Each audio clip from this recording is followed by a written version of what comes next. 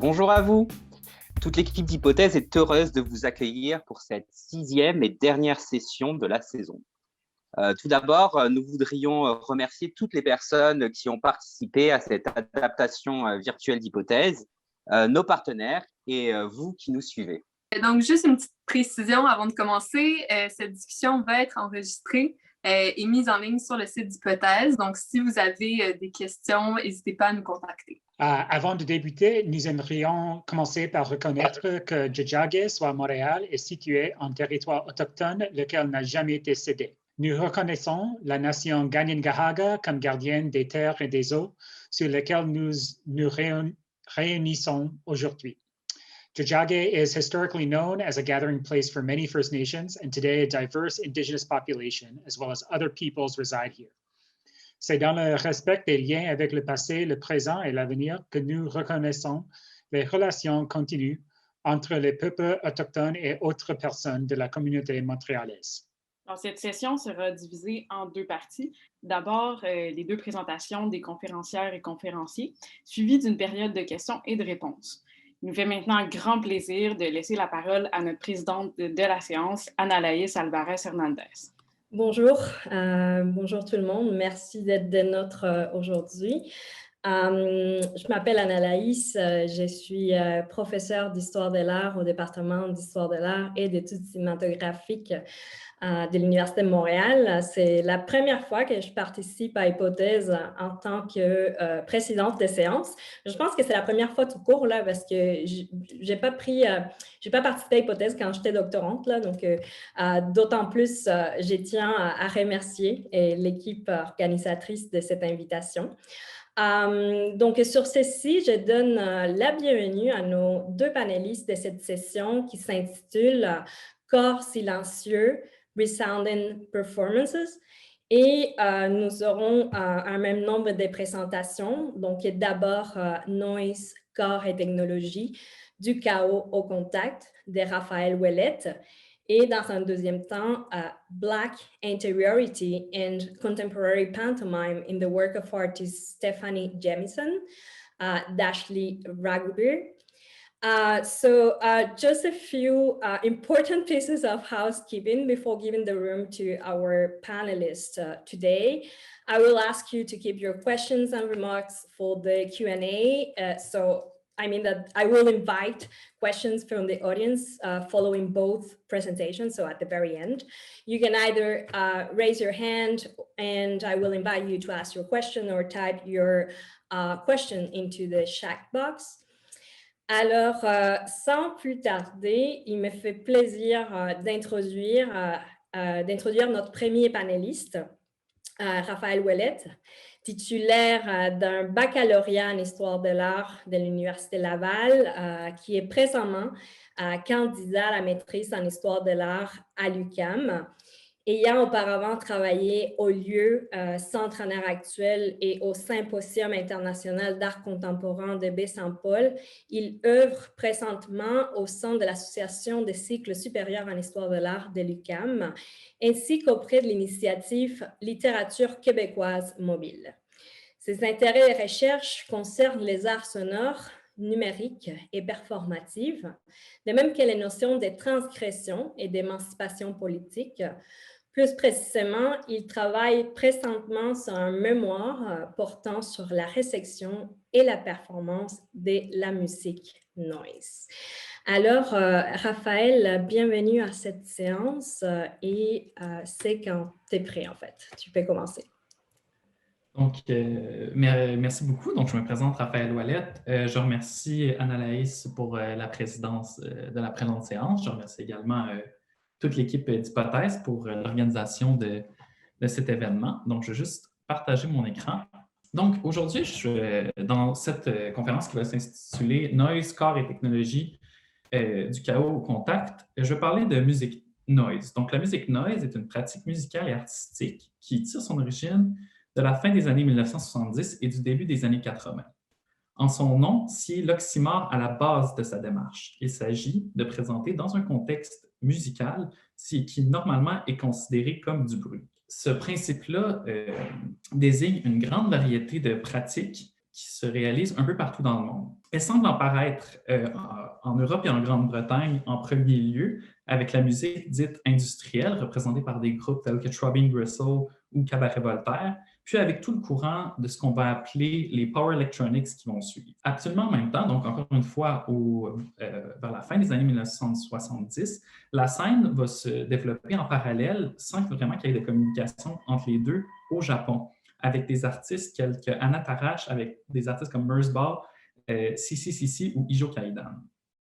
Rapidement, au cours des années 1990, la pratique va se répandre en Amérique du Nord et en Australie. Puis maintenant, des scènes régionales existent un petit peu partout dans le monde de manière décentralisée et localisée. Donc, la noise utilise pour créer du bruit dans un contexte musical des instruments faits maison, des instruments musicaux dont l'usage va être détourné, des synthétiseurs et des ordinateurs. Et cette pratique-là de la noise a souvent été conçue de manière interne, donc par ses praticiennes, et par les artistes qui s'y intéressent, et de manière externe par les chercheurs comme moi-même, les chercheuses qui vont s'y intéresser, selon ce que Mary Thompson, qui est une chercheuse britannique, nomme une poétique de la transgression. La levée des tabous et des interdits sociaux et esthétiques, soit la transgression, doit mener, selon cette poétique, à une forme d'état second et éventuellement à une forme de libération mentale face à ces normes sociales. J'argumenterai ici que cette poétique de la transgression peut devenir réductrice quant à la portée de la noise, voire largement problématique. Je discuterai par la suite de la manière avec laquelle la pratique de la noise peut nous placer en tant que membres du public dans un positionnement plus empathique que transgressif, puis mener à une forme de catharsis collective. Quelques notes méthodologiques. J'approche la noise dans mes recherches, oui, comme une pratique musicale, puis plus comme une pratique sonore, mais également comme une pratique performative. En fait, le chant de leur performance, tout comme la musique punk, le free jazz et la musique électronique, va servir de terreau dans laquelle la noise va finir par se développer. J'approche la noise donc de manière intermédiatique, c'est-à-dire que mon interprétation touche l'ensemble des médiums en même temps et considère que chacun d'entre eux s'additionne aux autres pour former un tout plus grand et cohérent. Aussi, lors de cette présentation, bien que les enregistrements sonores, donc les disques, les cassettes, existent au sein du champ de la noise, je vais me pencher davantage sur les performances, puisque, comme l'ont souligné les sociologues Joseph Klett et Alison Gerber dans une enquête de 2014, le moment où la scène, la pratique prennent tout son sens pour ceux et celles qui en font partie, c'est vraiment lors de la performance, lors des spectacles. Donc, si vous vous rappelez vaguement c'est quoi un spectacle de musique, c'est là que la noise prend son sens. Je vais tenter de présenter l'expérience qu'on peut faire de la noise en fonction des différents affects qui y sont présents. J'entends par affect la définition qu'en donne Gilles Deleuze en se basant sur la pensée de Baruch Spinoza. Donc, très largement, il s'agit d'une relation selon laquelle un corps provoque un changement d'état chez un autre corps. Par conséquent, je présenterai deux manières selon lesquelles la noise provoque un changement d'état, qu'il soit physique, émotionnel ou psychologique, chez la personne réceptrice, c'est-à-dire la personne qui assiste à la performance. Donc, pour que cela soit un peu plus concret, je vais faire un nouveau partage d'écran, puis je vais vous faire jouer un extrait d'une performance de l'artiste américain Prurient.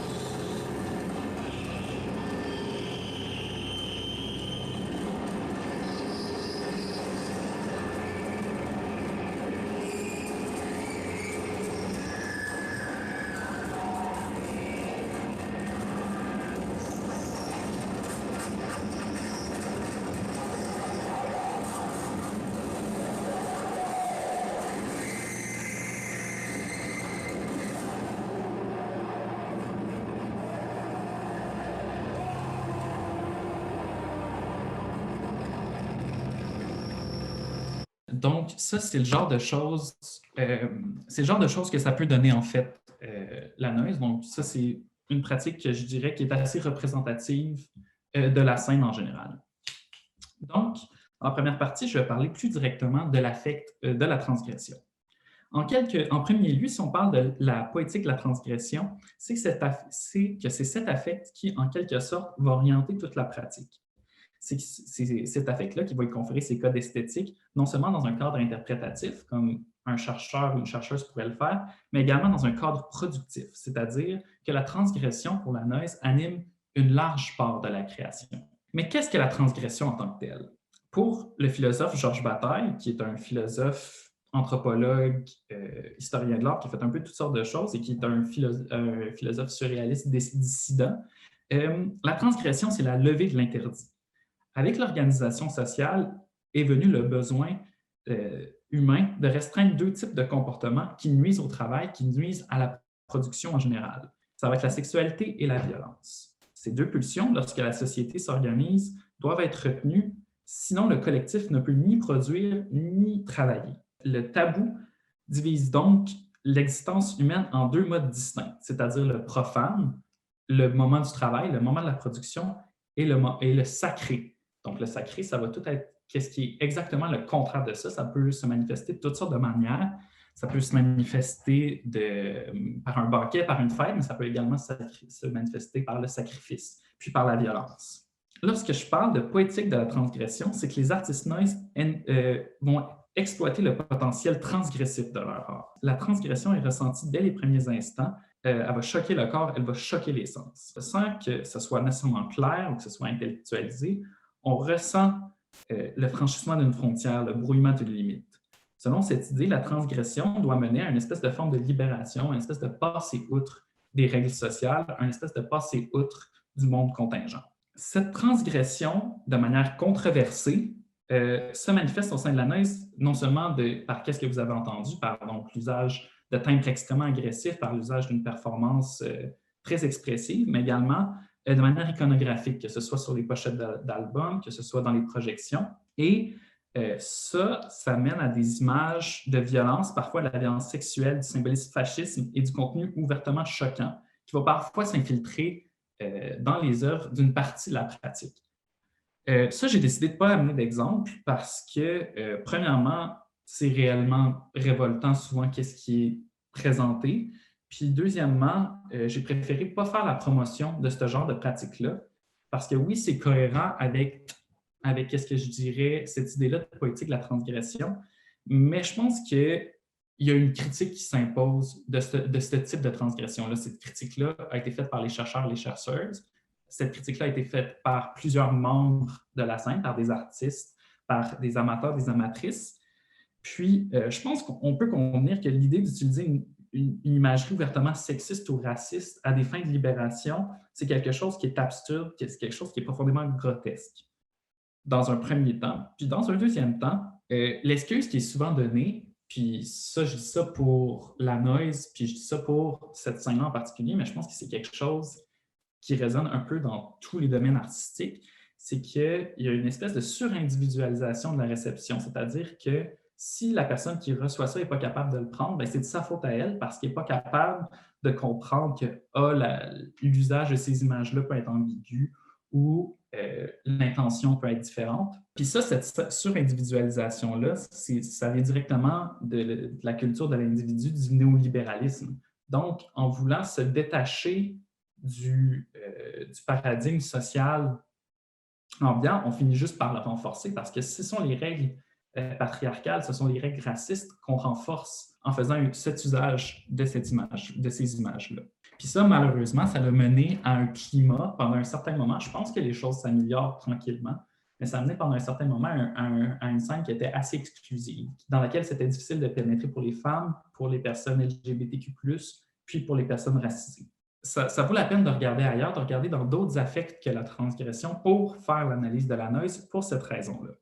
Il n'en demeure pas moins que la transgression devient une force majeure dans la création et je vais revenir sur la manière avec laquelle cet affect peut agir autrement. Toutefois, ce que je note, c'est que ce désir de transgression-là, c'est surtout un moyen, en fait, de vivre une expérience intense et une expérience hors du monde contingent. Donc, c'est vraiment le désir de vivre plus qu'une expérience libératrice, vraiment de vivre une expérience intense. Ça pourrait désigner ce que le philosophe Richard Schusterman nomme l'expérience esthétique. Un moment, une unité temporelle dont l'intensité est décuplée, dont le vécu dépasse celui du quotidien. Ce moment inquotidien-là devient un instant profondément distinct du monde contingent, productif, profane.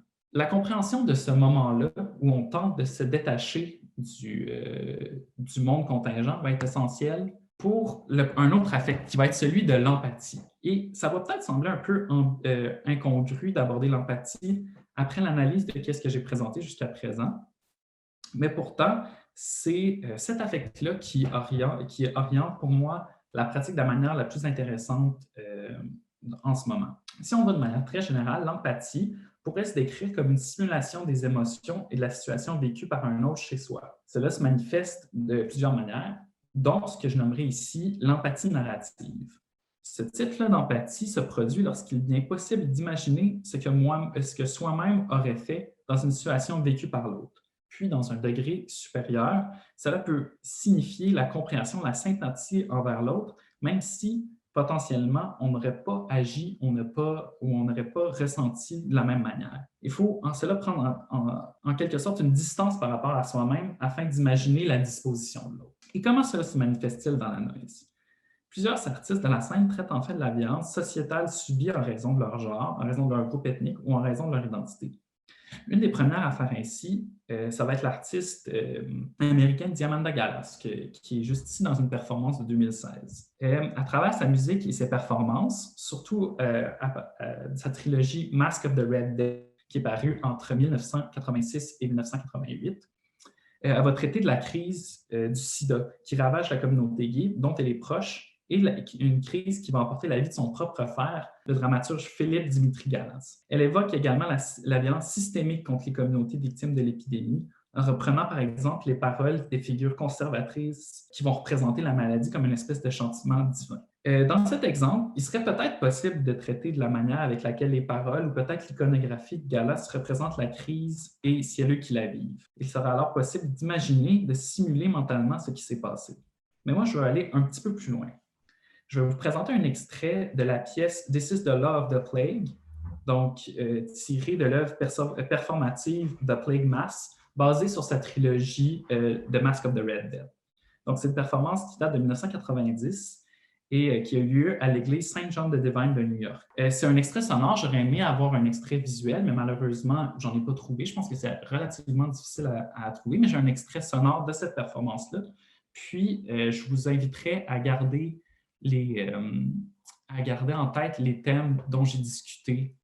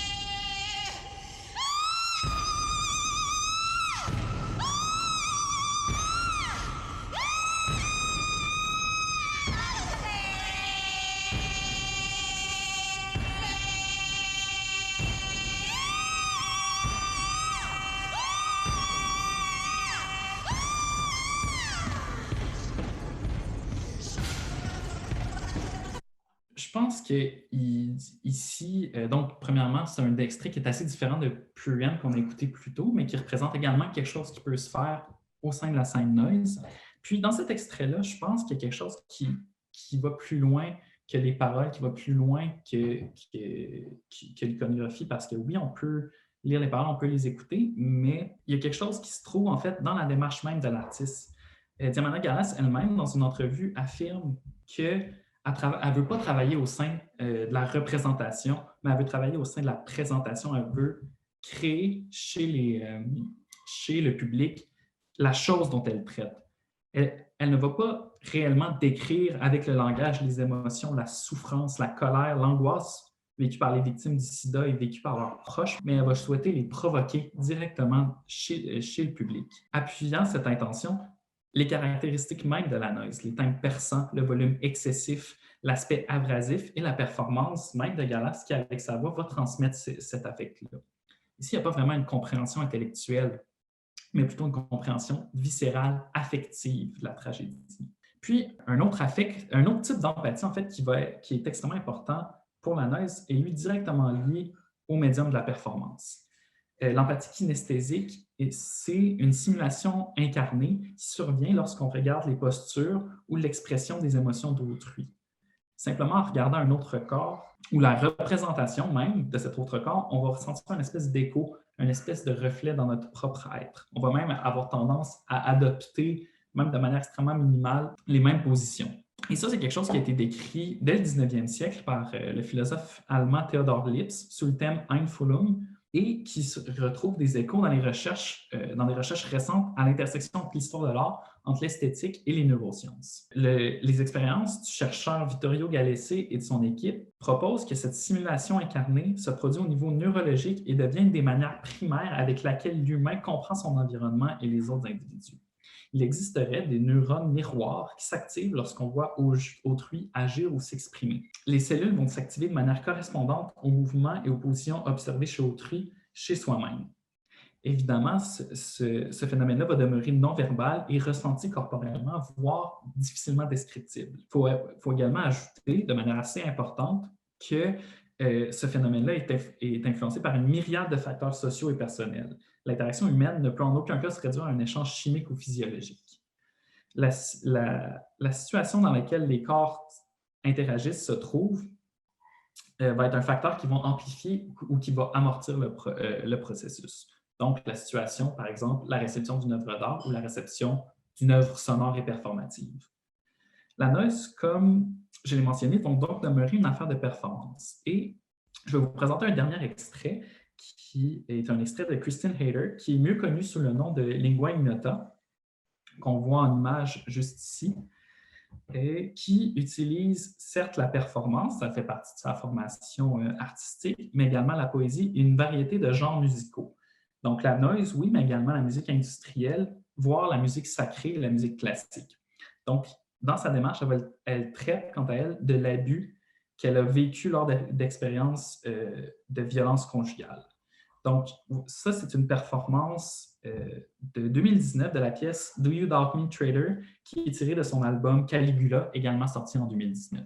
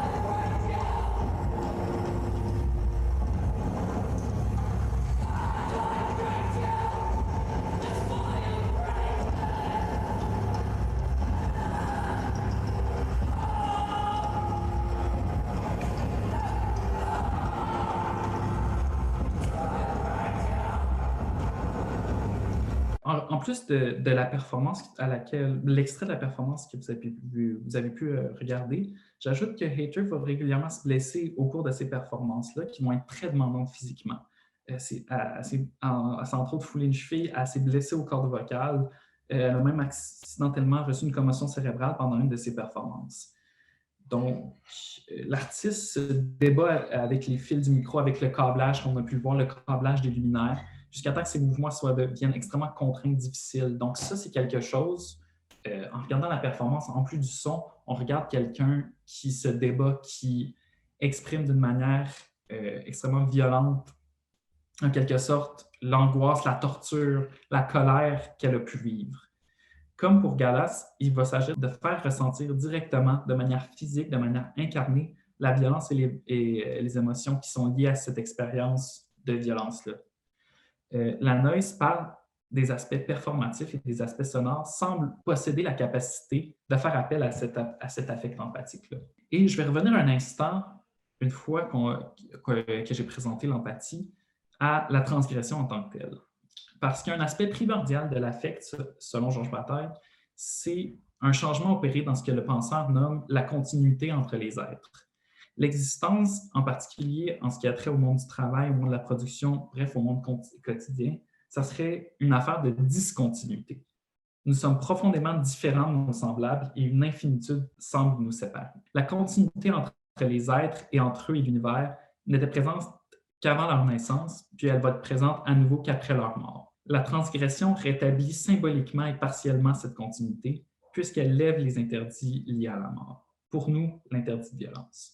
L'artiste, comme le public, va s'y exposer. Symboliquement, la violence de la noise, sa réception profondément inconfortable et la transgression des règles socio-esthétiques rompent la limite entre nous et nous ramènent les uns les autres. Chez Galas, comme chez Lingua Ignota, il y a une forme de transgression. Ce n'est pas une transgression comme j'ai décrit plus tôt. C'est, pour le cas de Diamant de Galas, de mettre en lumière une expérience ignorée, voire volontairement cachée de l'œil public. On se rappelle du discours ouvertement discriminatoire et moralisateur qui, au final, va finir par ramener cette violence-là, va permettre de l'affronter au sein de la performance. Les deux artistes transmettent des affects difficiles, voire insupportables, et ces affects-là vont s'appuyer sur les caractéristiques mêmes de la noise, sur son aspect bruyant, abrasif. La pratique, par sa violence vécue de manière collective, permet dans le cas de Lingua Ignota et de Diamant de Galas de vivre une espèce de moment cathartique. Dans un revirement de la transgression, dans un revirement de cette démarche-là, il y a un exercice bruyant du traumatisme.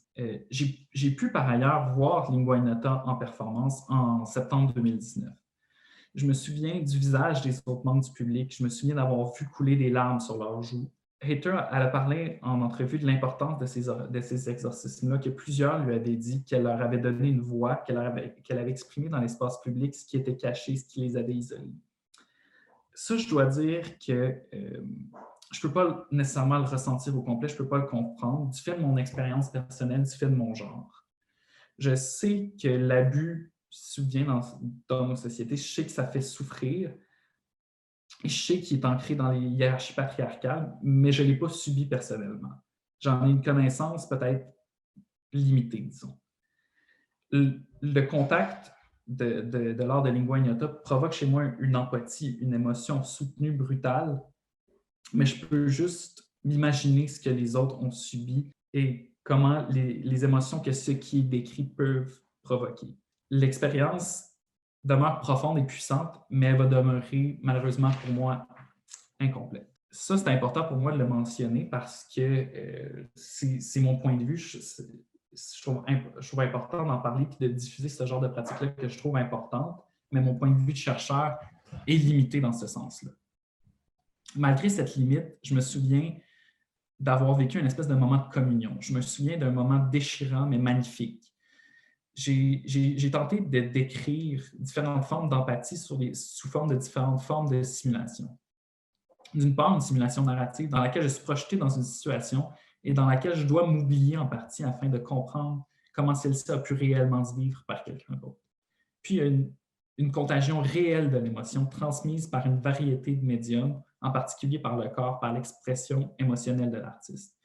Cette simulation incarnée par laquelle l'émotion, le mouvement d'autrui se répercute en moi, est informée par les thèmes explorés, par le contenu des paroles, par l'iconographie.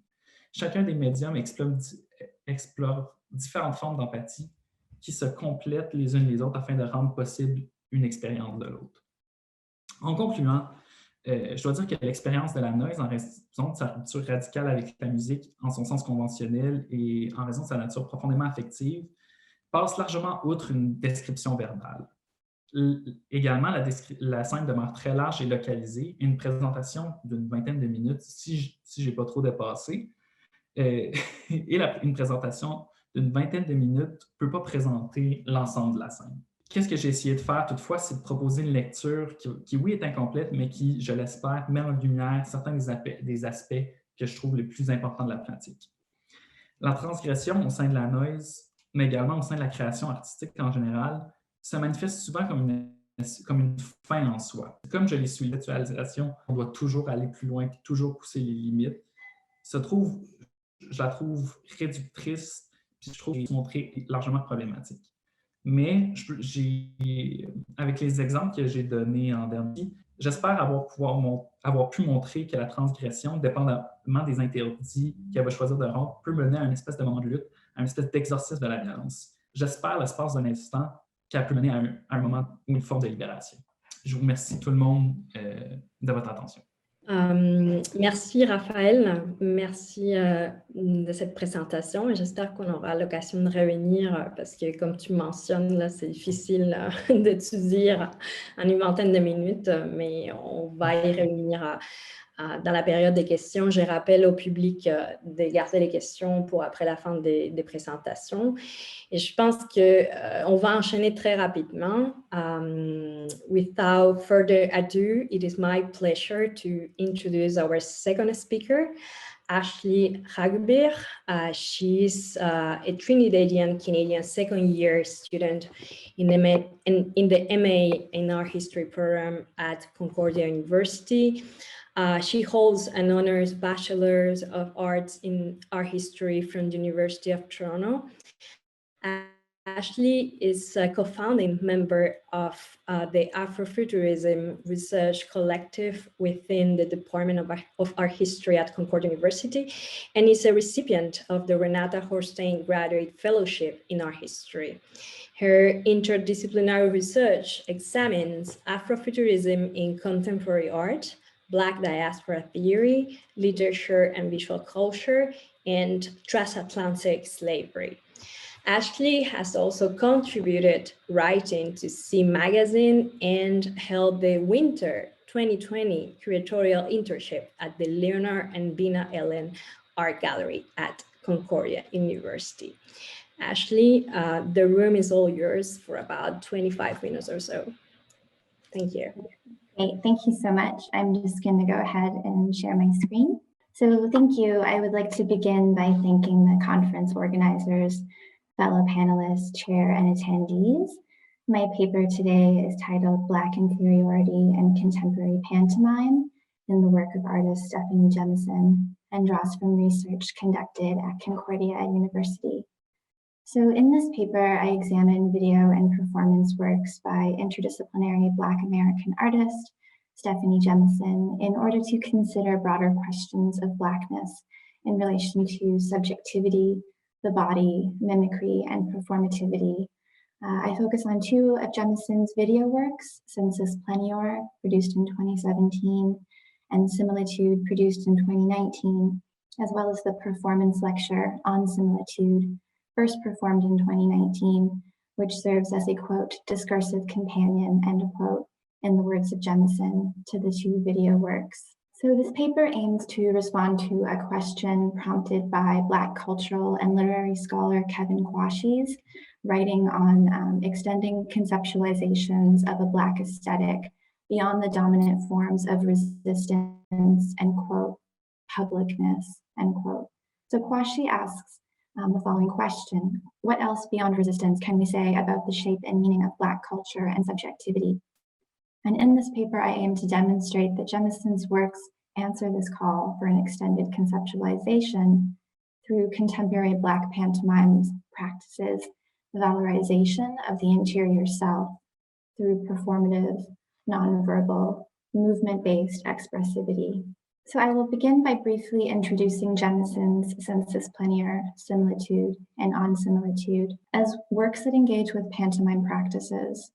Then I will situate my research within Kevin Quashie's theoretical formulation of a, quote, aesthetic of quiet, end quote, as well as a summary of conceptualizations of Black subjectivity and the Black body as offered by Black cultural scholars and theorists, including poet and writer Fred Moten, Black diaspora literature and culture scholar Christina Sharp, and art historian Charmaine A. Nelson.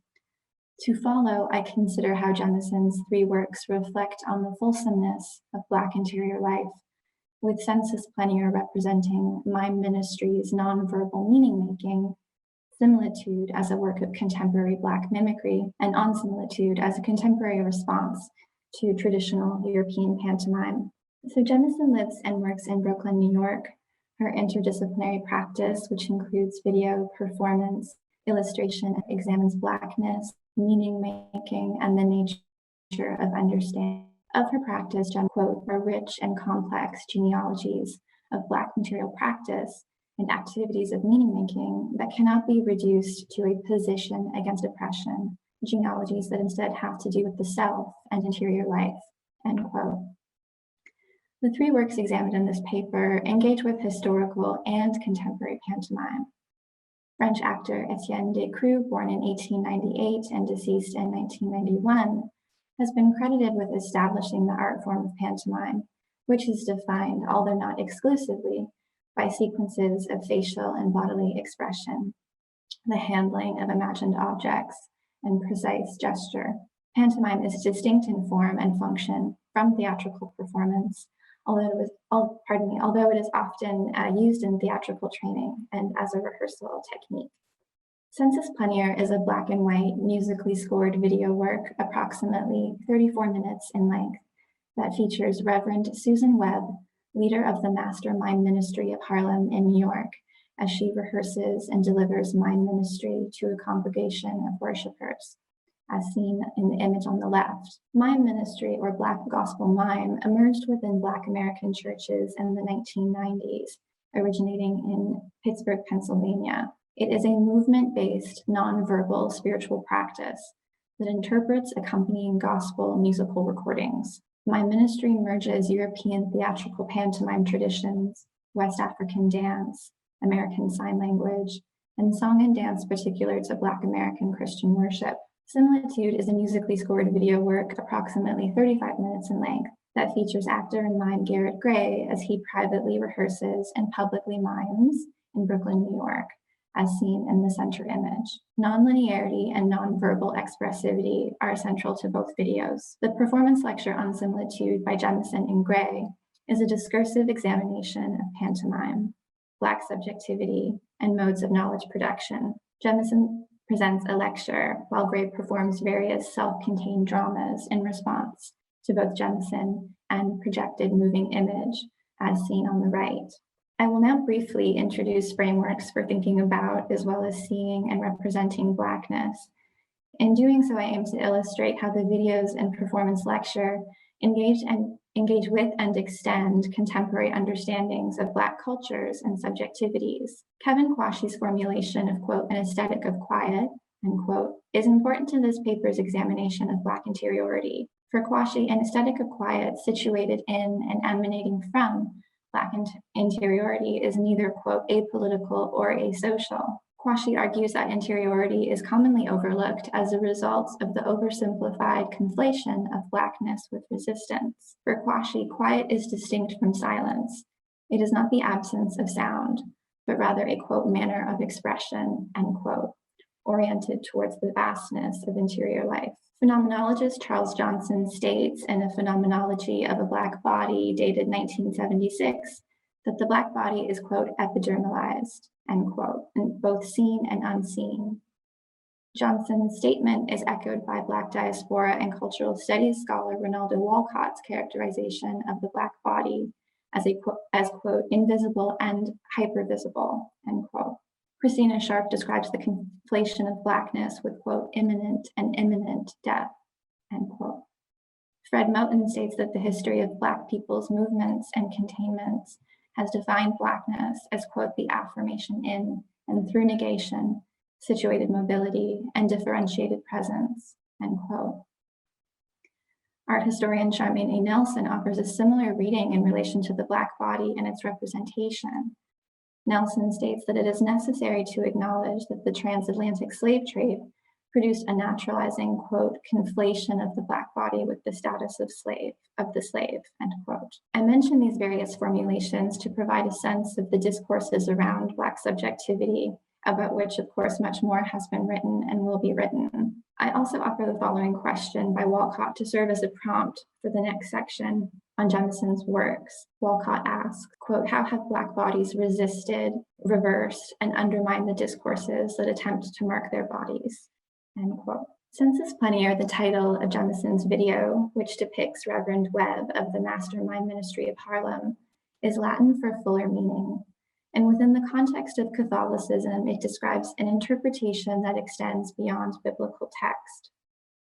Jemison has referred to mind ministry as a, quote, body-based hermeneutics, end quote, due to its extension of language and foregrounding of the communicative body. In Sensus Plenior, Reverend Webb is a vessel for the reception of the Spirit, a full subject rather than a contained, less than body. Reverend Webb's markings are the traditional black and white mime face makeup applied to the appointed Black subject. Visually, it is also a reversal of minstrelsy's racist blackface. Jemison's work reveals mime ministry's discourse of the body, a meaning-making made possible by and through gestures and movement. Mime ministry resists traditional theatricality by asserting its vernacularity and African genealogy. When Reverend Webb animates the entirety of her face, enlivens each finger, spins with assuredness, and deeply bends backwards, she produces a nonverbal expressivity from the body for her Black congregation. In the same way that quiet is not the absence of sound, it is also not the absence of movement, as exemplified by mime ministry. Sensus Plenior closes with several shots of Reverend Webb in repose following her ministry. She is seated alongside fellow worshipers and moved to tears, either by her own, quote, interpretive practice, end quote, the live gospel music that followed, or both. In this way, Jemison reveals Kwashi's aesthetic of quiet and the type of Reverend Webb's very public. The video works similar to and Garrett Gray's subjectivities of his participatory partners, exo him, private rehearsal with inexactitude. In discussion of mimicry and its foregrounding in similitude, Jemison notes a conceptual interest in, quote, the impossibility of perfect identification of echo as a formal tool, end quote. Similarly, speaking as a practitioner, Gray states that delay is inherent to the art of mimicry. Similitude's representation of Gray's mimicry with his sister and with Black men in public space presents a playfulness and intimacy that undermines racist stereotypes imposed on the adult male Black subject. Gray's sister contorts her face into a displeased expression. Gray observes this action and mirrors. Their exchange is reminiscent of young siblings in play. It is an expression of a Black, quote, aesthetic of quiet, end quote, in the words of Kevin Kwashi. On the right, Gray and a man are seated on a stoop. The man readjusts his posture. Gray observes and mirrors. The man grins at the mimicked gesture. Their exchange is a humorous and intimate expression of two Black men's sociality. Jemison's similitude represents Gray in mimicry of Black folks only, such as the older man in a Brooklyn park, as seen on the left. This removes the white gaze and body from the exchange. Consequently, the video reveals what Kwashi describes as the, quote, heart-stirring loveliness, end quote, of Black expressivity, the beauty of Black subjectivities. The performance lecture on similitude opens and closes with Jemison's reading and Gray's performance of the, quote, decomposing exercises, end quote, from the Delsart System of Dramatic Expression, as printed in a June 1885 issue of the New York-based arts publication, The Voice. Francois Delsart, born in 1811 and deceased in 1871, was a French performing arts coach who developed a system of expression situated in bodily movement. Delsart encouraged pupils' daily practice of his exercises to be completed with a large mirror in order to reflect the entire body. The 12, quote, decomposing exercises, end quote, activate portions and the whole of the body in a particular order, beginning with the fingers and ending with the lower jaw. Each exercise is instructed in detail, explained through the analogy of death. As Jemison reads Delsart's instructions, Gray performs the exercises, enlivening and decomposing his body. In this way, to open and close the performance lecture with the Delsart System of Dramatic Expression emphasizes the Black body's conflation with death. Jemison's choice of this system, however, importantly emphasizes the presence of Gray's Black body within contemporary pantomime practice, his presence on the performance lecture stage, and his presence as a subject in possession of his body rather than dispossessed. Jemison and Gray present Black nonverbal expressivity and its discursive potential for extending and generating knowledge through the enlivened presence of the body. On Similitude also engages with projections of French pantomime Marcel Marceau's 1959 performance, The Mask Maker, and French actor Etienne Descrues' performance, The Meditation. Gray responds to the celebrated pantomime works with his own contemporary performance. In On Similitude, a 7-minute video recording of Marceau's The Mask Maker is projected onto a large screen, as seen on the left image. Marceau is seated, wears white clothing and traditional black and white face makeup as he mimes the making and applications of various masks. The imaginary masks transform Marceau's identities and expressions. Gray responds in real time to the projection of the mask maker with a synchronized performance, his body and expressivity mirroring Marceau's mimed actions. Later, a portion of a video recording of Descrues' performance of The Meditation is projected onto a large screen as seen on the right image. In The Meditation, Descrues wears a black loincloth and a white face covering, obscuring his expressions. Gray responds in real time to the projection of The Meditation in synchronized performance, just like the mask maker, and similarly obscures his vision with a black face covering. Beyond the display of memorization, I view Gray's responses to the mask maker and the meditation as demonstrations of a contemporary departure from Marceau and Descrues' traditional pantomime. Gray is responsive, but is not required to look, or in other words, limit his practice to traditional European pantomime. Gray's mirroring of Marceau and Descrues is responsive to, but does not defer to notions of European mastery of the art form. Instead of a binary of authoritative and imitative, Gray's responsive dramas extend Marceau and Descrues' works through the unique language of the Black body. On Blackness in relation to pantomime, Gray states, quote, "There's an awareness that I'm stepping into an art form that I'm perceived to be outside," end quote. It is Gray's Blackness that engenders his responses with criticality and generativity. The perception that the Black mime, clown, or ballerina are outside of their art forms is rooted in anti-Black racist binaries of original and imposter, composed and uncivilized. Gray's responsive dramas to the mask maker and the meditation are based in a relational difference rather than sameness. The performance acknowledges an asymmetrical power relation between bodies and pantomime practices. In On Similitude, Gray's performances in response to the mask maker and the meditation are followed by The Graffiti Writer, a drama in which Gray mimes the act of graffitiing a wall. The spirit of creative expression in Gray's mimed action is quickly withdrawn as he mimes the subsequent experience of arrest with his arms behind his back and his face downcast in fear of arresting officers. The precarity of Black peoples within an anti-Black racist society permeates this drama in Jemison's critical performance lecture. Within On Similitude's responsive dramas, Gray conveys agency and fulsome subjectivity while engaging with traditional European pantomime practices, but importantly expanding the art form with contemporary Black performance. So to conclude, I briefly return to Kevin Kwashi's question, quote, "What else beyond resistance can we say about the shape and meaning of Black culture and subjectivity," end quote. I have attempted to demonstrate that Jemison's works, Sensus Plenior, Similitude, and On Similitude, offer an extended conceptualization of Black cultures and subjectivities by representing mime ministry's nonverbal meaning-making, Black mimicry, and contemporary performative responses to traditional European pantomime. Contemporary practices of Black pantomime exemplified by Reverend Webb and Gray embrace Black interiority as their foundation, and from that place of inner origination, communicate through nonverbal, movement-based expressivity.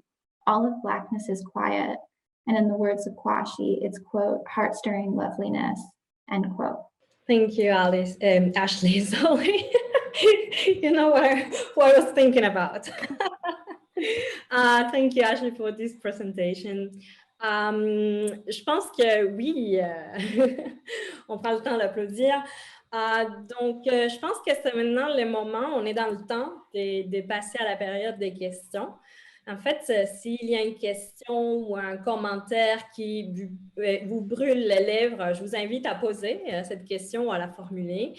As a reminder, you can either raise your hand or type the question remark in the chat box. Mais en même temps, si vous avez besoin de quelques minutes pour réfléchir, pour digérer l'ensemble de ces deux présentations très riches, c'est aussi très bien parce que j'aurai plusieurs questions pour nos panélistes. Donc, je vais peut-être me lancer. I was listening to both of you and I was trying to find possible points of connections. And I was precisely thinking about connection, right? About the emotional connection or response to contemporary Black pantomime practices, as well as to noise performances for an audience, viewers, fans.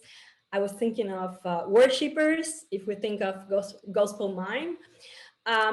So, de façon plus précise, je pense que ma première question pour toi, Raphaël, serait basée sur le fait que tu t'interroges sur le rôle de l'empathie dans la résection de la noise, ce qui m'amène à m'interroger sur les liens entre choc et empathie, entre choc, incompréhension, violence sous la forme de bruit ou d'images choc. Donc, cette relation entre choc, incompréhension et violence. Et de notre côté, bon, il y a l'empathie.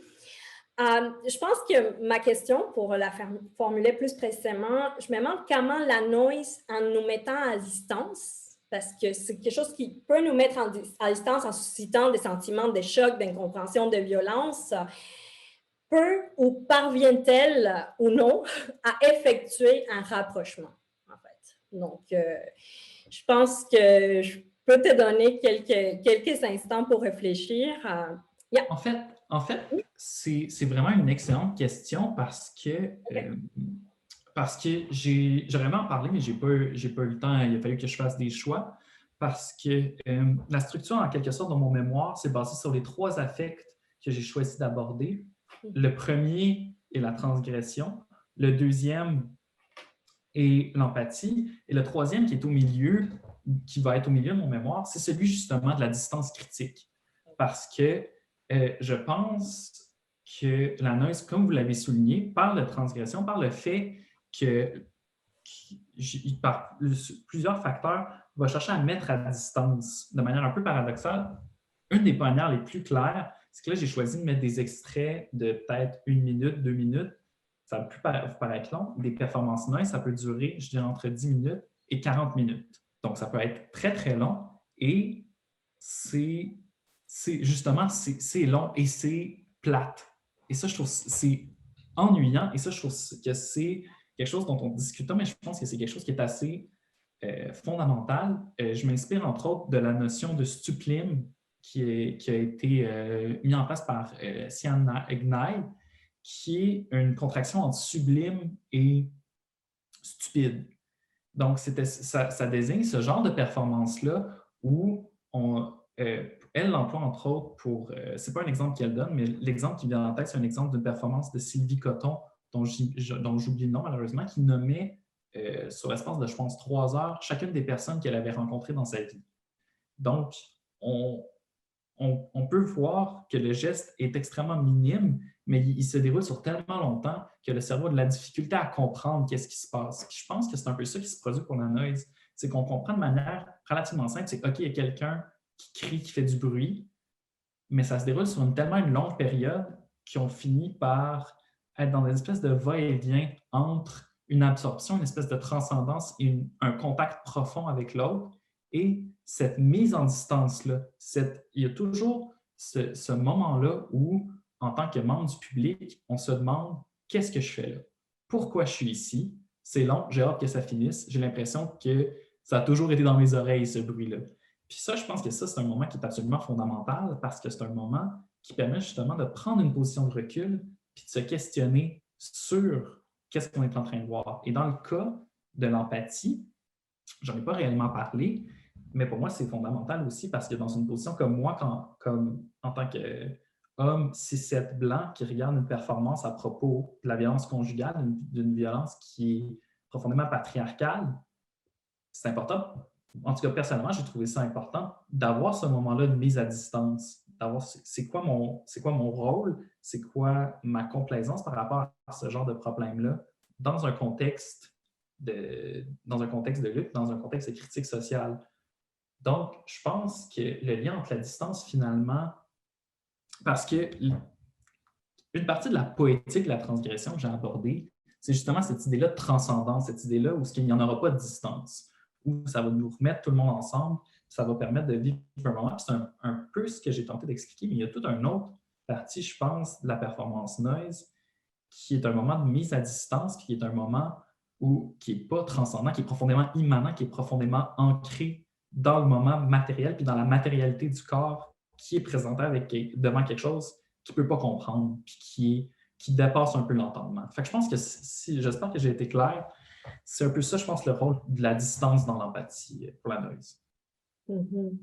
Merci, Raphaël. Je vais revenir là-dessus lors d'une prochaine question. Mais je pense que j'aimerais aussi poser une première question à Ashley. Et c'est vraiment relié avec justement cette première idée de emotional connection. So Ashley, I was wondering if you could expand on the potential of contemporary Black pantomime practices to bind together. I mean, bind viewers, artists together, but also communities more largely. And I think that in that sense, what can be delivered through bodily gestures that the spoken language cannot tell? I mean, how can bodily gestures and expressions contribute to other manners or other ways of constructing the social bond? There's several questions there. Thank you. Those are really excellent and large questions, so I'll do my best to answer or to respond at least. You know, I think sometimes in terms, maybe just to begin with the first part of your question about kind of connection and bringing different communities together. So like perhaps, you know, across different cultural groups or you know, races, etc. I think even just like for me, learning about gospel mime was new to me. And I think sometimes just being exposed to different forms of whether it's like worship or any kind of gathering that is, you know, perhaps cultural, I think can be a pretty powerful way to kind of see synergies, if you want to call it, across different groups. I think what's really interesting about traditions in Black American Christian worship is that they are very distinct, and they are drawing on, in some ways, so many different elements, whether that is like music or dance or kind of like antiphony, like call and response, like, and a lot of those things go back to the retention of both African customs, but also reinvention. So for me, what's really interesting in that type of worship is how you see communities kind of reform through different circumstances resultant of movement and other conditions. So it's not just viewing, let's say, like Black Americans as people or persons who are subjected upon, but have fulsome lives through which they live through those kind of conditions, where they not only resist, as Kevin Kwashi kind of problematizes, but also have this really full kind of interior life, like all people, of course. And so I guess moving on to the second part of your question of, you know, what can be learned? What does the body say? Like, what can the body and gestures say that perhaps words cannot? Like going back to Black gospel mime, you know, it's it's interesting because Stephanie Jemison talks about how Reverend Webb had a tension with this notion of performance. For her, this was not a performance, but rather an interpretation of the gospel. And I think, I'm not someone who kind of grew up going to church regularly. So I definitely kind of feel like I have an outsider perspective on what it would mean to interpret the gospel through the body. But I think that there is something to be said about, despite language restrictions, like let's use that as an example, one can really, you can really gauge a lot from someone's bodily expression, beyond even just their facial expression, perhaps what they're trying to say. And so I think in a way, perhaps language can sometimes present limitations where we might, as people, kind of, obviously gestures sometimes have different cultural meanings, but I think there is a lot to be said about the body saying more than words at times. And perhaps it's another form of interpretation of text or other things or song that sometimes perhaps is overlooked. Thank you, Ashley. I think this idea of, I was asking the question about connecting or binding together viewers, but also communities. But also there's this idea of that you brought about connecting different groups and connecting them across culture, but across language. That's what you said. And I think that made me think of something that this is one of the things that struck me the most from your presentation. And it was this idea, which is central to your argument. I think it's your research question. That is the question by Kwashi on what else beyond resistance. There's also this related idea, or the related idea on the conflation of Blackness and resistance. And I said that it struck me because it deeply resonates not only with my research interest, but also with my life experience. And this is how we are connecting communities, right? Because we often use terms such as resistance and resilience to try to characterize, for example, the so-called Latin American art. So as if those terms, resilience and resistance, were distinctive features of Latin American artists' practices. To the extent that they have come to be seen as something natural. And I'm also thinking about resistance, resilience, but also about violence, how violence and the way we think about violence has been conflated with identity in Latin America, right? In different countries, in Latin America as a whole, but also in all those different countries. So I think that, and for sure, activism, resilience, resistance, violence have also become commodified to some extent. And I think that my question, and that's what you made me think about, would be also what else? I mean, beyond resilience, resistance, violence, what else beyond these stereotypical readings in order to, as you put it, to expand of sexualizations, in the case I'm thinking about of Latin American aesthetic. And to go back to the Black pantomime practices, I think that it might open, from what I heard, I mean, performative spaces for Blackness that can exist beyond imposed stereotypical readings. And as another form that becomes in some way a kind of transgression in the sense of going beyond, overcoming those readings.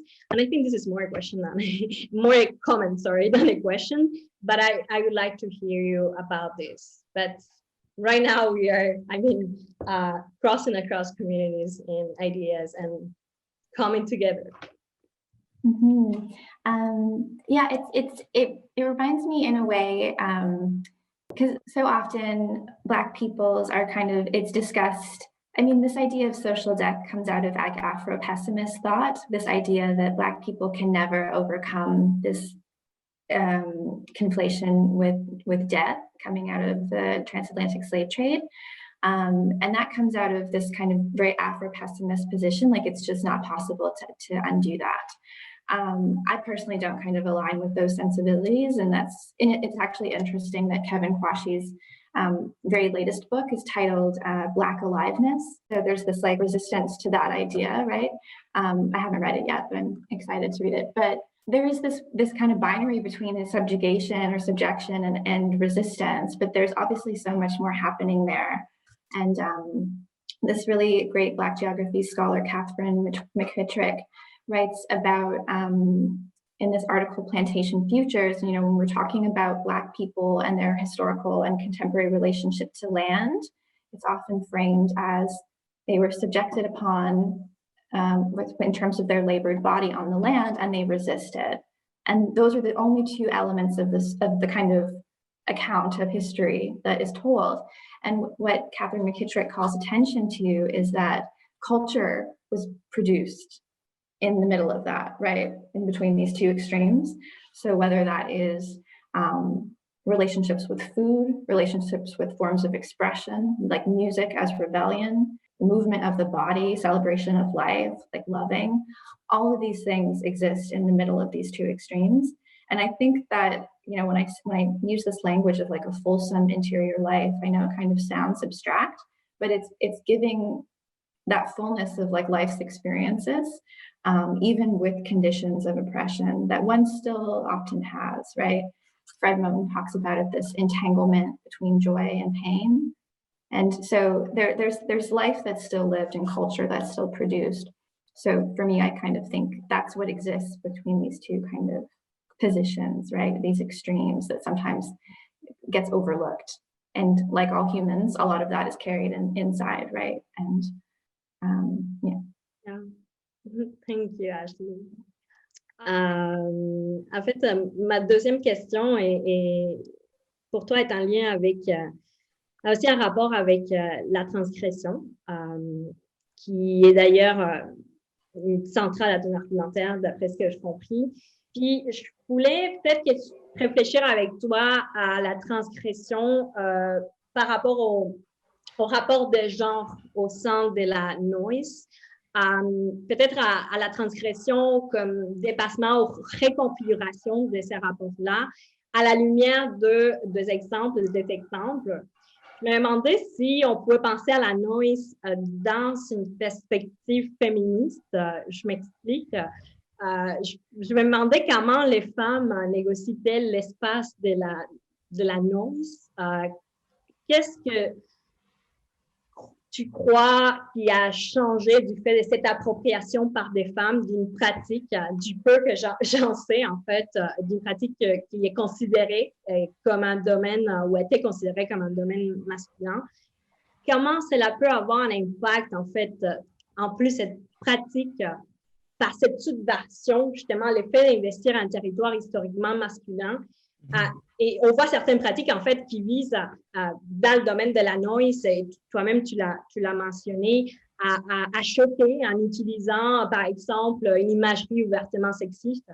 C'est des choses que tu as mentionnées. Donc, je me demande comment les cadres esthétiques ou productifs de cette pratique se voient-ils bouleversés par cette appropriation de la part des femmes, mais aussi par d'autres individus aux identités échappant au binarisme homme-femme.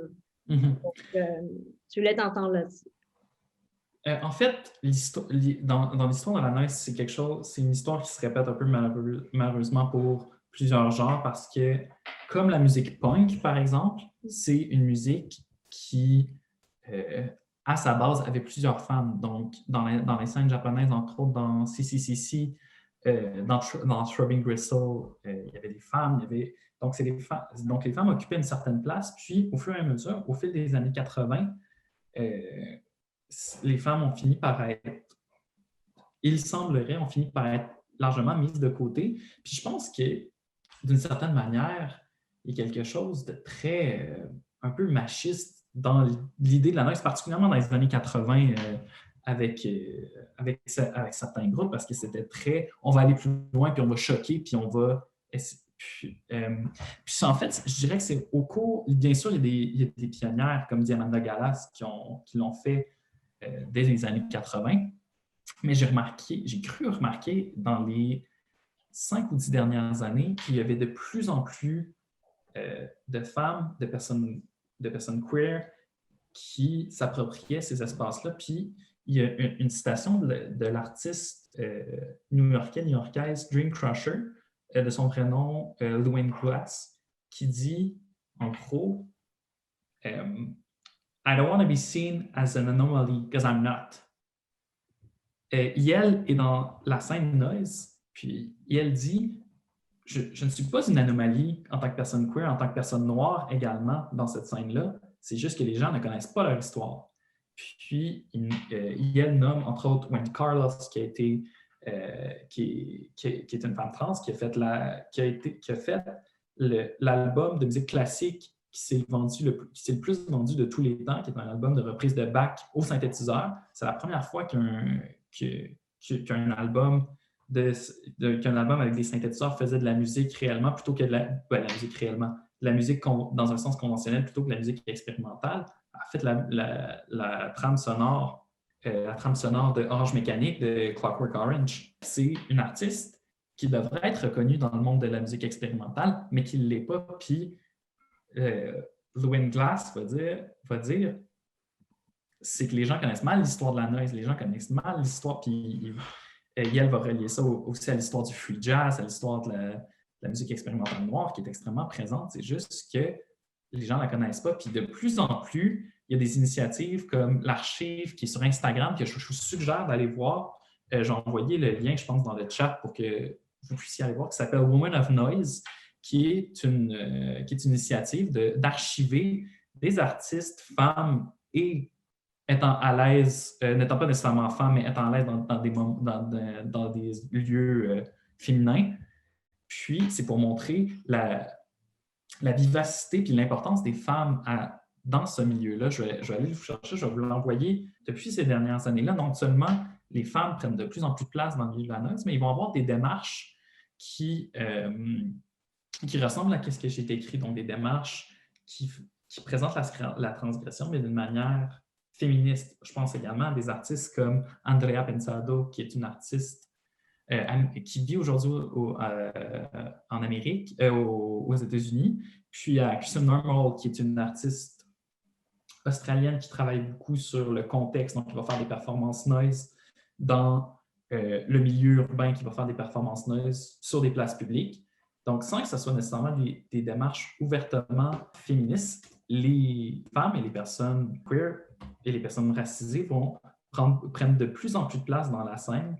Puis, je pense que c'est une tendance qui va s'accentuer avec les années parce que je pense que la pratique est intéressante. Puis même, qu'est-ce qui se faisait dans les années 80 puis dans les années 90, c'est des choses qui sont qui présentent certains aspects intéressants, mais il y a toujours cet aspect-là, cette espèce de transgression un peu machiste qui personnellement, moi, c'est pas quelque chose que j'apprécie. Puis la musique noise que j'apprécie, puis que j'apprécie découvrir, c'est pas cette musique-là, c'est la musique qui est plus récente, qui laisse plus de place à tout le monde, puis qui présente une variété de perspectives, finalement. Merci, Raphaël. En fait, parce que toujours pas de questions, donc je vais continuer parce que tu es avec nous et parce que ta connexion semble fonctionner. Donc, Ashley, I will come back to you later. But, je voulais en fait te poser une autre question en lien avec ton approche parce que tu as mentionné, à un moment donné, je me demande si c'est ton approche ou les œuvres noise qui sont intermédiatiques, ça m'a interpellée que tu mentionnes ces termes-là.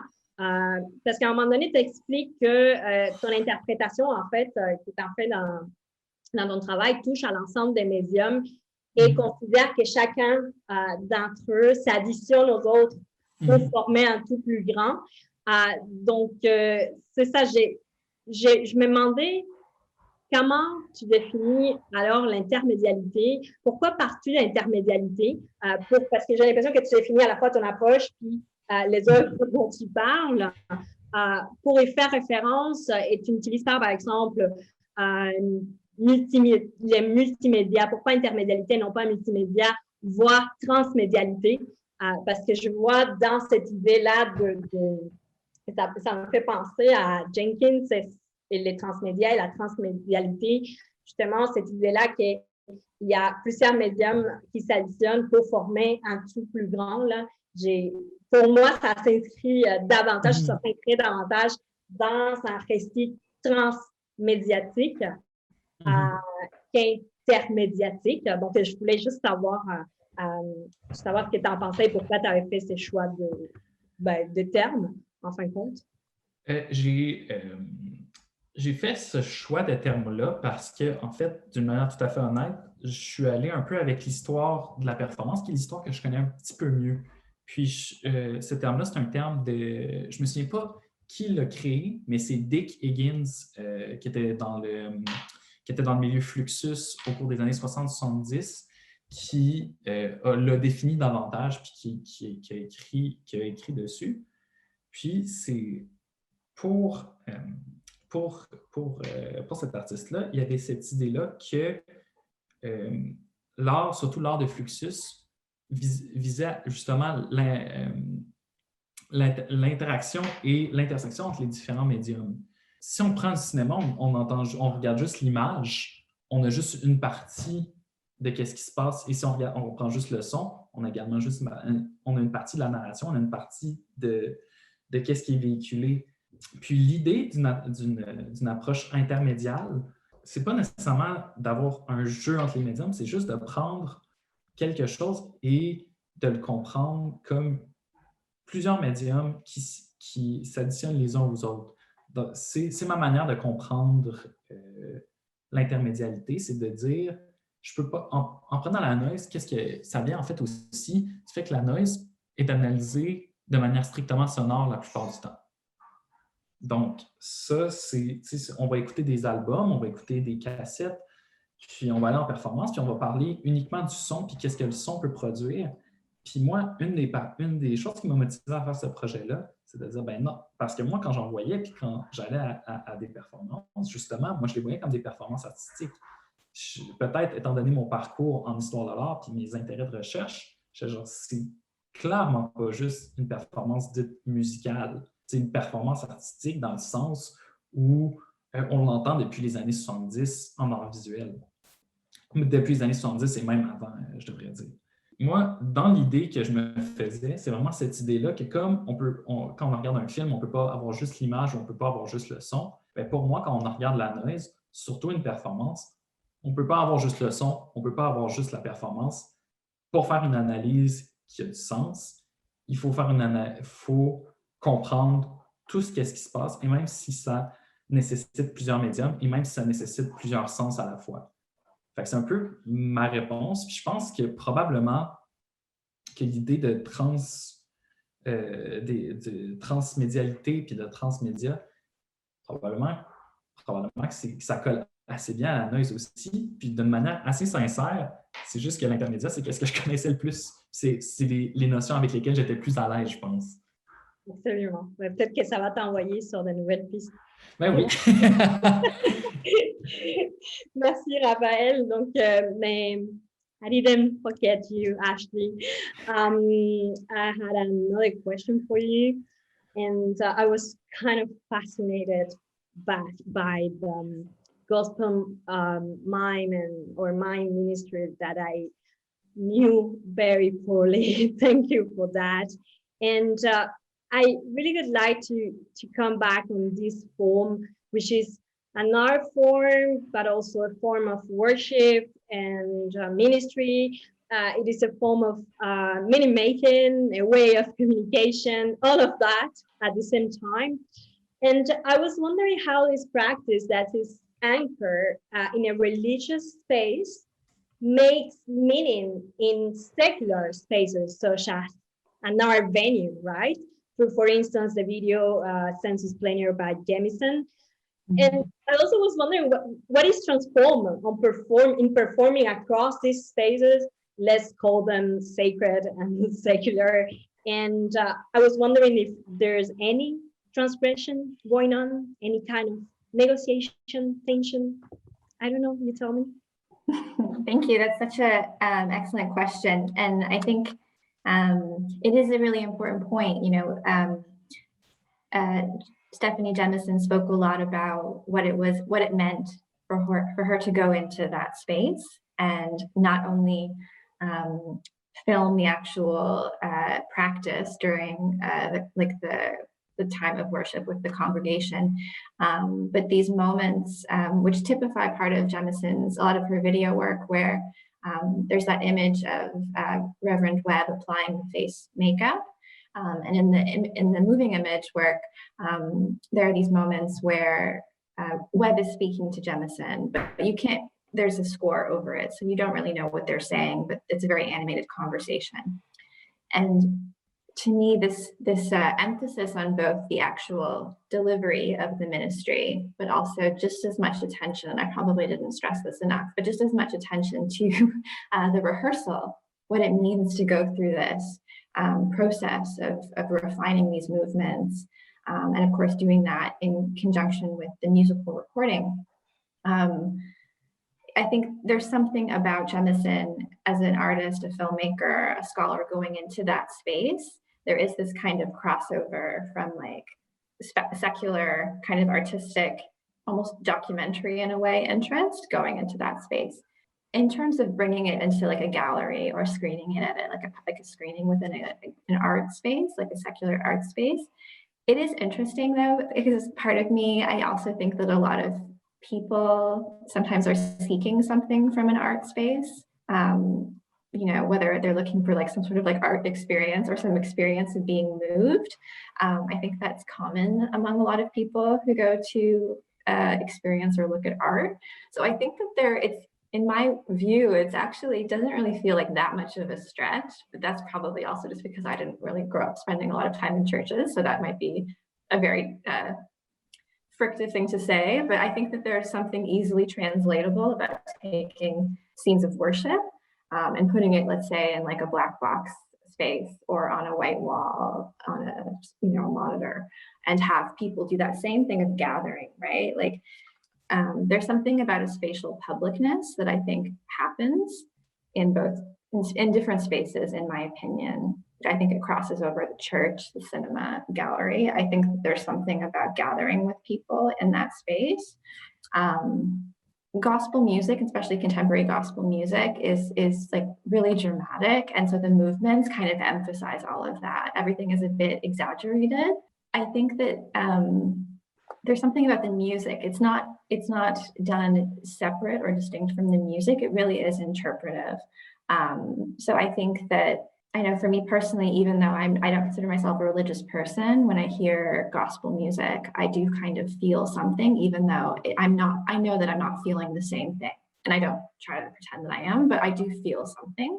So I think music is this other way of kind of extending the kind of emotion and the meaning that one might feel if they're worshiping together. And it kind of makes me think about, you know, when people go and gather for a musical performance, there's something about that collective gathering. And I think that there's something about collective practice and collective worship that translates through music as well. Mm-hmm. That's great. Thank you. I think we have time, right, for one more question. I have one more question out of curiosity. It's kind of the same question for both of you, but I'm going to formulate it separately. So, Raphaël, je suis curieuse parce qu'au tout début de ta présentation, tu affirmais que le phénomène de la noise est présent un peu partout dans le monde de manière simultanée. Et moi, je me demandais, ça c'est out of curiosity, ailleurs qu'en Europe, en Amérique du Nord et en Australie, est-ce qu'il y a d'autres endroits où ces phénomènes s'est constaté, se manifestent? Si oui, quelles sont les particularités ou les variations? Donc, je voulais savoir si ça existait en dehors de ces espaces dont tu nous parles. And I have a similar question for Ashley. Do you know of other manifestations of gospel mime beyond the United States? I mean, in the sense there are similar forms here in Canada or elsewhere. Have you come across mime ministry in other places? I mean, it's even transposable or exportable as an art form. So I was wondering about. So. Oh, should I go first? Okay. You can go first. Okay. It might be a briefer answer because I'm not aware of any Black gospel mime practices outside of the United States, but that certainly isn't to say that it's not happening. But there is something very unique. I think it really does come out of kind of Black American Christian worship. And it's not to say that I don't think it couldn't happen outside of the kind of United States or that context, but I think it comes from this fusion of these different elements, like these African traditions, but also things that happened in response to enslavement, and certainly enslavement happened outside of the United States, like in Canada, obviously. But I think that there's something kind of very uniquely to that specific context, that kind of like fusion of kind of historical occurrences and different, because I mean, also a lot, even like Black American spirituals, or what people call Negro spirituals, those kind of reworkings of Christian hymns in a very uniquely Black American tradition and form comes out of that very specific history of enslavement in the United States. Things like call and response, things like improvisational elements, those kind of come from those deeper histories. But it's a really excellent question, because the only documentation I've seen of Black gospel mime has been in primarily urban, like Black centers. But it's interesting because I'm actually really curious now. I should probably look into see if there's like an equivalent. And I think I wouldn't be surprised if there was, even though it's totally different, like ballroom culture. I kind of think of it similar, even though it's this is different, but these things that sometimes emerge in a very particular Black American context, and then kind of emanate outwardly as they kind of naturally do through the wider Black diaspora. So I wouldn't be surprised. And thank you. I'm going to go look into that, because I think it'd be really fascinating to see. I was thinking about other places of the African diaspora across the America, especially in the Caribbean. So I'm just curious about. So I'm glad that you're curious about it as well now. Raphaël, alors, est-ce que tu as trouvé de la noise ailleurs que dans d'autres régions du monde? En fait, ce que je connais plus, c'est au niveau de l'Asie. Puis j'ai de la misère à nommer des artistes, peut-être parce qu'il y a une grande barrière au niveau de la langue. Mais je sais qu'en Asie du Sud-Est, en Chine, c'est quelque chose qui se fait. Mm-hmm. Sinon, j'aurais de la misère à dire, parce que, comme je l'ai mentionné rapidement, mais la noise, il y a des scènes partout dans le monde, mais ils communiquent assez peu entre elles. C'est des scènes qui sont relativement localisées. Et peut-être aussi que je n'ai pas assez mis l'accent là-dessus. Le Japon a une des scènes les plus importantes. Donc, c'est un peu, plus que la scène européenne, c'est un peu le Japon qui a fait découvrir la musique noise aux Américains et en Amérique du Nord. Il y avait des pratiques qu'on peut voir comme assez avant-gardistes par rapport à ça, assez précursoristes. Par exemple, le Nihilism Spacek Band de London en Ontario, qui a été très influent au Japon. Puis ensuite, le Japon est venu influencer toute l'idée de musique noise en Amérique du Nord. Puis il y a un excellent livre de David Novak à ce sujet-là qui s'appelle Japanoise Music at the Edge of Circulation, qui montre que parce que la musique noise au Japon, comme on parle un peu de J-pop ou on parle un peu de Japanime, il y a le Japanoise qui est un nom qui a été donné à cette scène-là dans les années 90 par la communauté noise américaine. Puis que ensuite la communauté japonaise qui existe à ce point-là dans les années 90 depuis entre 10 et 15 ans va adopter ce nom-là. Mhm. Puis, il y a une espèce d'effet de ce que Novak nomme un feedback, que pour les Américains, là où la vraie noise se faisait, c'était au Japon. Puis pour les Japonais, les Japonaises, le public pour cette noise-là était en Amérique du Nord. Donc, il y avait une espèce de feedback loop où chacun performait un peu pour l'autre, alors que ces deux scènes sont extrêmement underground, sont extrêmement minoritaires dans les deux endroits. Mais il y avait cette idée à chacun des deux endroits que la vraie scène noise est de l'autre bord du Pacifique. Okay. Puis, donc ça, c'est qu'est-ce que j'ai à dire pour la scène japonaise qui est extrêmement importante. Pour dire, puis donc, je sais qu'il y en a, par exemple, dans l'Asie du Sud-Est, en Chine, par exemple, pour des choses comme, pour des endroits comme l'Afrique ou l'Amérique centrale ou l'Amérique du Sud, j'en ai pas croisé, mais qu'est-ce que je dirais, c'est que ça serait assez surprenant qu'il n'y en ait pas.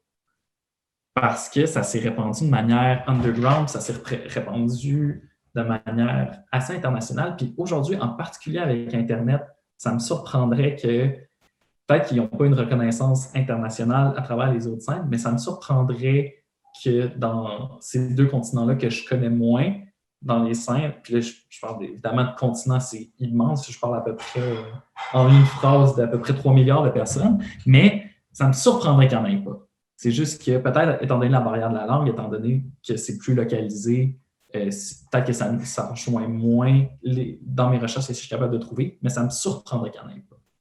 Ouais. Ben, merci, Raphaël. En fait, la question, c'était pas une question piège, là. C'est juste pour ceux et celles qui me connaissent, là, j'essaie toujours de sortir un peu de l'espace nord-américain et justement regarder un petit peu plus vers le sud, là, parce qu'il est pensé d'une façon hémisphérique, là. Moi, j'aime beaucoup ce genre d'activité. Donc, je pense qu'on arrive à la fin de cette séance. Je vous remercie encore une fois, vous deux. En fait, vous êtes très généreux. Thank you for your generosity and for kindly discussing and sharing and expanding on your fascinating subjects. J'ai appris énormément grâce à vos textes. Donc, je remercie aussi le public parce qu'il fait beau dehors. Donc, merci pour ceux et celles qui ont décidé de rester avec nous. Et je pense que sur ceci, je passe la parole aux organisateurs et aux organisatrices d'Hypothèse. Merci. Merci beaucoup. Alors, oui, on va terminer la soirée de ce soir. On voudrait également remercier nos deux intervenantes, donc Raphaël Ouellette et Ashley Ragoubir, pour leur présentation qui est effectivement très intéressante. Et aussi, merci beaucoup à Analaïs Alvarez-Hernandez pour diriger et avoir modéré le panel. Merci beaucoup. Et toute l'équipe souhaite également remercier l'ensemble des intervenants et intervenantes et des modérateurs et modératrices de cette année pour la richesse de leurs interventions et des discussions. Nous voulions aussi vous remercier pour avoir suivi notre programmation virtuelle de cette saison. Si vous avez manqué une des séances, l'ensemble des captations des sessions de l'année seront disponibles sur notre site Internet très prochainement. Et n'oubliez pas de suivre Hypothèse sur nos canaux de médias sociaux et de consulter le site web pour vous tenir au courant du prochain appel à communication pour la nouvelle saison d'Hypothèse, mais aussi pour la saison 2 d'Annexe avec Pascal Tremblay. À très vite.